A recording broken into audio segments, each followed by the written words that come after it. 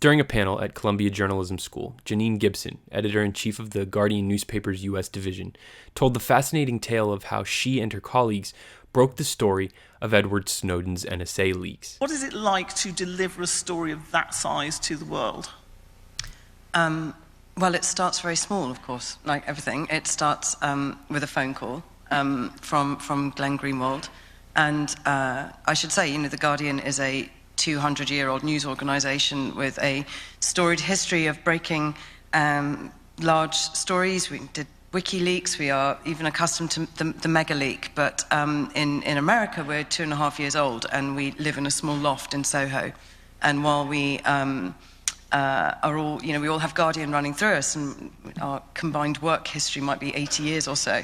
In America, we don't look like a 200-year-old news organisation. We call ourselves G by the Guardian with the diffusion line in Soho. So I'm sitting in our Soho loft, and I get a phone call from Glenn Greenwald, who'd been working for us for, some months. And he said, I think I have the biggest intelligence leak in a generation, if not ever.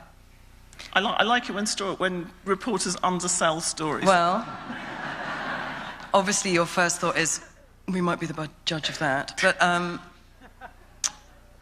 oddly, because of WikiLeaks and the various measures we'd had to take whilst working on WikiLeaks, I knew that Skype was not a particularly safe form of technology, and I knew that Glenn had a Skype phone. So my first question was, are you calling me from your delightful Rio residence on your Skype phone? He said yes, and I said, So we didn't talk very much in that conversation, and it became very clear that the first thing he was going to have to do was get on a plane.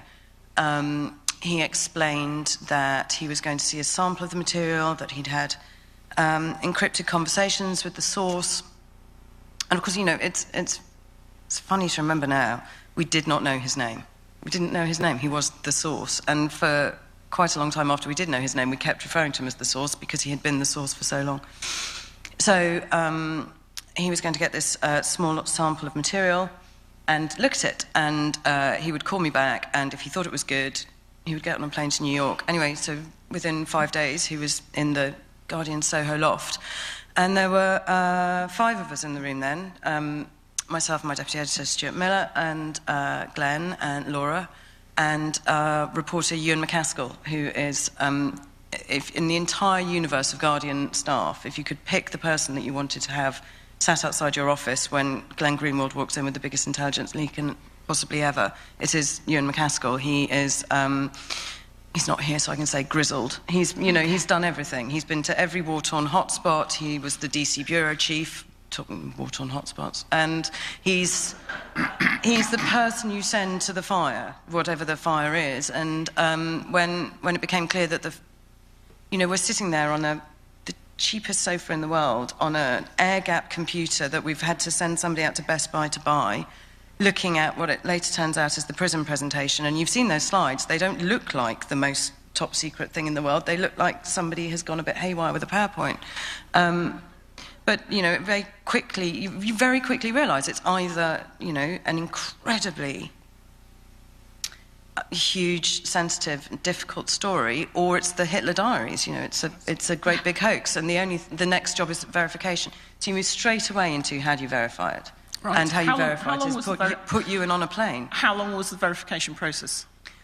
It was really intense. We put Ewan and Glenn and Laura on a plane to Hong Kong, and they went to a hotel, and I think everybody knows a detail that was maddeningly reported first in the New York Times. They identified Edward Snowden by the use of a Rubik's Cube in a hotel lobby, and couldn't believe he was 29. We assumed when we were looking at the material and the description of the rest of the material that this was going to be somebody very senior, this is going to be somebody really high in the ranks of NSA.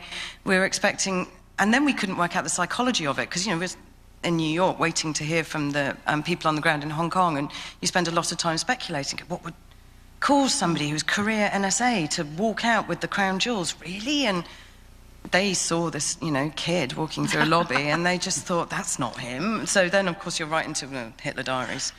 So, we had briefed Ewan a lot on the sorts of standards of verification that we'd want. And they spent 3 days, locked in a room, interviewing him, show me this ID, show me that car parking pass, talk to me about this. And they were very, very convinced by him, and his motives, and of course the material that he had.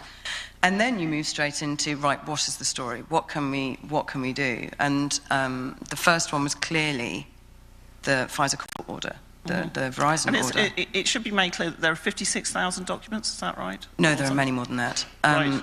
Okay. Many more than that. There are 56,000 in one cache alone, right. Which was the cache that Edward Snowden gave to to Ewan. Right. But then, there are several other caches. Right. So does anyone actually know, can anyone quantify what the actual size of the leak is? I don't think anybody knows. The NSA said for a while that they did know, and then they said they didn't. Right. Okay, so just on the launch of the story, it's June the 5th?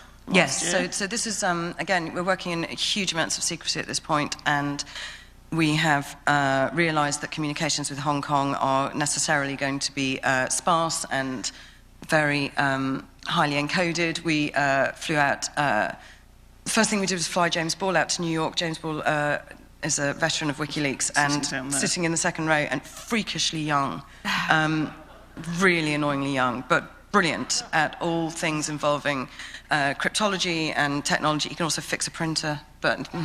Very important. Very important. I didn't know that. We must hire him. Yeah. Fix a printer without putting it on the network, yes. Crucially. But he came and introduced us to disposable chat rooms and properly secure technology. Then we had to teach Glenn and Ewan how to use it from London, but fortunately, again, they were being taught how to do it. I mean, quite seriously, if you're going to learn how to do encrypted technology, be taught by the person who works for the NSA doing encrypted technology. So they came back really knowing how to move documents around securely. But, we're trying to edit, write, report, and stand up and verify a story about a document that nobody's ever seen.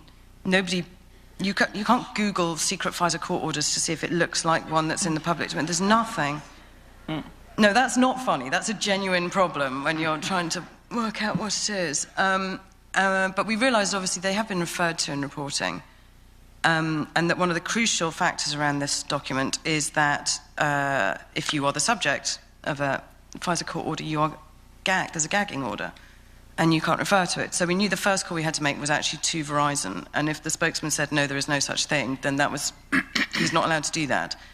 But actually... I'm going to drop a minute, but they kind of come back. They said, well, what is it? Okay, we'll take some details, we'll call you back.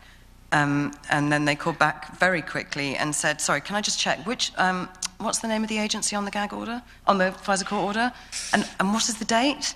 Which we were listening to this and thinking, it's a bit like, is it the pink one or the yellow one?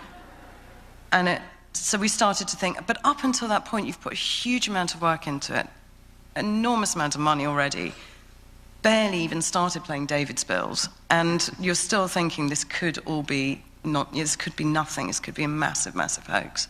But when the Verizon call, so the Verizon call was tremendously important because we were working to a script at that point, but we also knew that that was a really big step in verifying the story. And then we spoke to the administration, and then it became very clear that it was in fact a genuine document. At which point, I always say this, but we're incredibly lucky at The Guardian. There's only ever two questions you need to ask yourself, and they are, is this story true and is it in the public interest? And before we went down this road, we spent a lot of time with several lawyers making sure that our ethical, moral, journalistic interpretation of the public interest matched up with the legal interpretation of public interest, both here and globally. So then it really did come down to verification and is it true? And we have basically tried to hold on to those two twin pillars ever since. If you're really holding on to, is it in the public interest? And line by line, that's what we worry about. It sort of takes away from the enormous thing that you're doing by starting to publish these stories.